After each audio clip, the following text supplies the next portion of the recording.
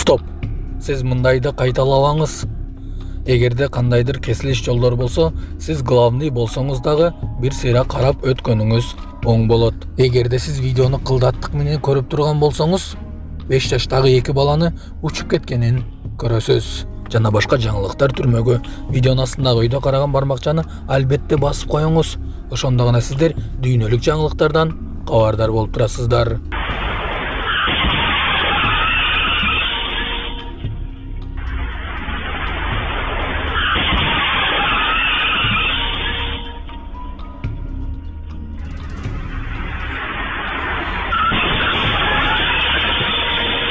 Трамп Путин менен эртерээк сүйлөшкүсү келет. АКШнын жаңы шайланган президенти Дональд Трамп Россия президенти Владимир Путин менен жарым жылга жетпеген убакытта Украина боюнча сүйлөшүү жүргүзөрүнө үмүт артууда. Ал журналисттердин Путин менен сүйлөшүүлөр жарым жыл ичинде болобу деген суроосуна 6 айбы, жок 6 айдан эртерээк го деп ойлойм деп жооп берген.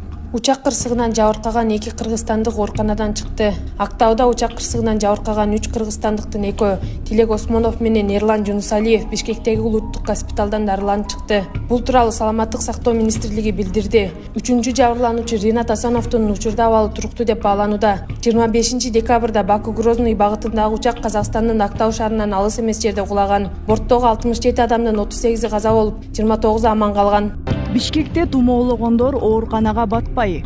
Бишкектеги республикалык инфекциялык ооруканага тумоолоп келгендер көбү бейтаптарды коридорго чейин жаткырууга туура келүүдө. Башкы дарыгердин орун басары Нургүл Молдалиеванын айтымында оорукана 500 кишиге ылайыкталганы менен 600дөн ашык киши дарыланууда. Кошумча койкалар коюлары келгендин баарына жардам берилип жатканы айтылды.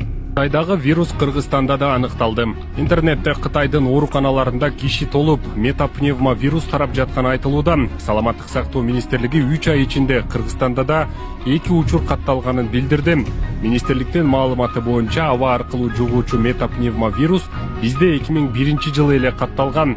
Анын белгилери сасык тумоого окшош болгону менен дем алууну кыйындатып, бронхитти пневмонияны пайда кылышы мүмкүн.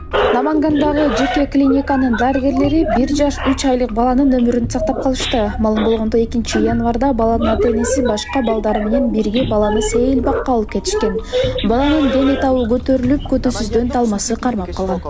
Абайтыңыз катталыңыз, акыркы жаңылыктардан кабардар болуңуз.